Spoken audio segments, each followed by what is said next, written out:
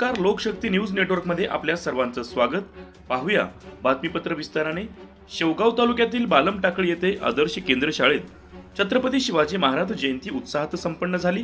यावेळी श्रेया राम बामदळे, आराध्या मस्के, श्रेयान पाटील, संध्या शिंदे या चिमुकल्यांनी छत्रपती शिवाजी महाराज यांच्या जीवनावर प्रकाश टाकणारी दमदार भाषणे केली।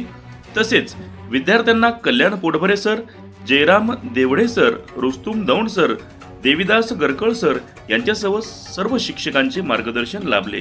अशा पद्धतीने छत्रपती शिवाजी महाराज यांचा जयंती सोहळा उत्साहात संपन्न झाला। Lokshakti news network Shevgaon.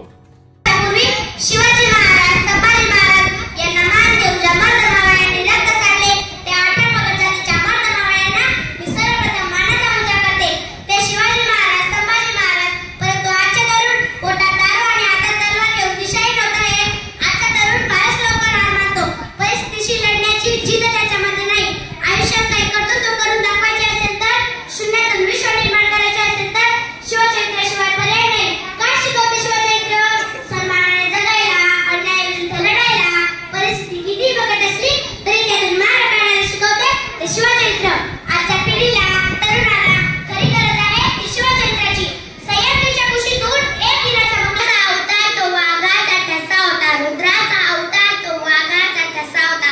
विचारा त्या सह्याद्रीला माझा शोभा कसा होता, विचारा त्या सह्याद्रीला माझा शोभा कसा होता। शिवाजी महाराजांचे कार्य आजही आपल्याला प्रेरणा देते। 6 जून 1674 रोजी छत्रपती शिवाजी महाराजांचा राज्याभिषेक झाला। दुर्दैवाने 3 एप्रिल 1680 रोजी त्यांनी अखेरचा श्वास घेतला। हे जाता जाता एवढे सांगेल मित्रांनो, लढण्याची धमक होते, तलवारीची चमक होते। लढण्याची धमक होते, तलवारीची चमक होते। गनिमी काव्याचे गमक होते आणि स्वराज्याचे जनक होते। गनिमी